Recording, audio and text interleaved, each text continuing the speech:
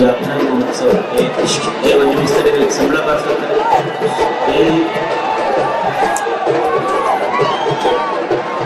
ಒಂದು ನಿಮಿಷ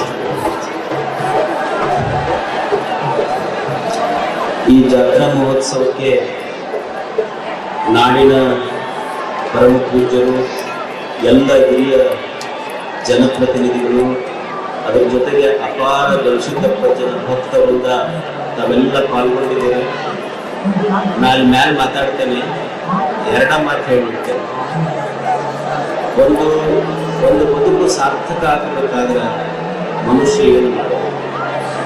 ಒಂದು ಸಾರ್ಥಕತೆಯ ಜೀವನದ ಲಕ್ಷಣ ಅಂದ್ರೆ ಇಷ್ಟೇ: ಕೈಯಲ್ಲಿ ಸತ್ಕಾರ್ಯಗಳಿರಬೇಕು, ತಲೆಯಲ್ಲಿ ಸತ್ ವಿಚಾರಗಳಿರಬೇಕು, ಬಾಯಲ್ಲಿ ಸವಿ ಮಾತುಗಳಿರಬೇಕು, ಹೃದಯದಲ್ಲಿ ಪ್ರೇಮ ಇರಬೇಕು. ಇಷ್ಟಿದ್ರೆ ಸಾಕು ಬದುಕಿನ ಸಾರ್ಥಕತೆ.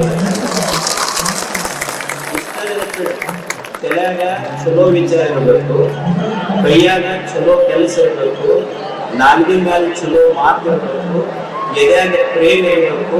ಇಷ್ಟಿದ್ದು ಬಿಟ್ರೆ ನಾವು ಗವಿಸಿದ್ದಪ್ಪ ಜೊತೆಗೆ ಹೋಗಿ ದೀಪ ಹಚ್ಚೋದು ಬೇಕಾಗಿಲ್ಲ. ಇಷ್ಟಿದ್ರೆ ಅವನ ಬಂದು ನಿಮ್ಮ ಮನೆಯ ಜಗಲಿಯ ದೀಪ ಆಗಿ ನಿಮ್ಮ ಮನೆಯಾಗ ಸದಾ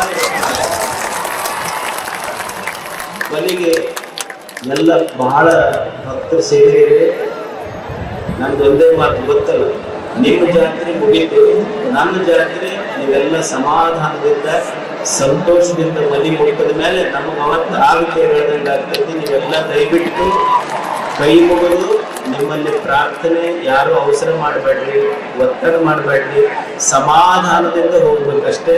ಒಂದು ಸ್ವಲ್ಪ ಗದ್ದಲಿದೆ, ಆದಷ್ಟು ನಿಂತು ಹೋಗ್ರಿ, ಯಾರು ಒತ್ತಬೇಡ್ರಿ.